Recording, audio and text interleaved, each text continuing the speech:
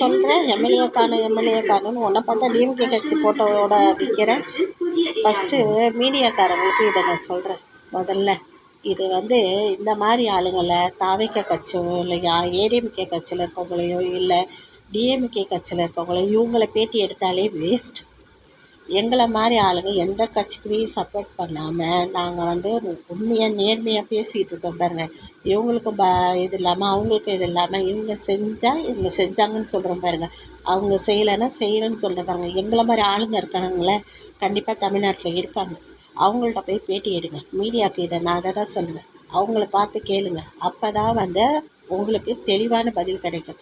இந்த மாதிரி ஆளுங்களை எடுத்திங்கன்னா தாவேக்கா கட்சியாக சரி, ஏடிஎம்கே கட்சியாக இருந்தாலும் சரி, டிஎம்கே கட்சியாக இருந்தாலும் சரி, பொய் தான் வரும். நான் நல்லது செஞ்சேன், நான் அதை பண்ணேன், இதை பண்ணேன்னு தான் சொல்லுவாங்க. அதே நீங்கள் வேறு ஆள்கிட்ட இந்த ஆட்சி இப்படி நடந்துச்சு, இப்போ இந்த ஆட்சி இப்படி நடக்குது அப்படின்னு அவங்கள்ட்ட போய் கேட்டு பாருங்கள். அப்போ உண்மை வரும். மீடியாக்காரங்க எதுக்காக அண்ணன் சிஎம் அண்ணன் பேட்டி கொடுக்க மாட்டேன்றதுக்கு இப்போயாவது தெரியுதா?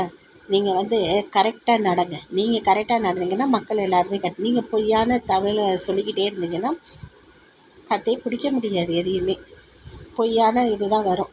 இந்த பொம்பளை பேசுகிற மாதிரி இந்த பொம்பளை என்ன பொய் புழுவுது பார். இது திமுக கட்சியில் இருக்குது. இது என்ன பொய் சொல்லிக்கிட்டு இருக்குது. இதை போய் பேட்டி எடுத்திங்கன்னா உண்மை வெளியே வருமா? வராது.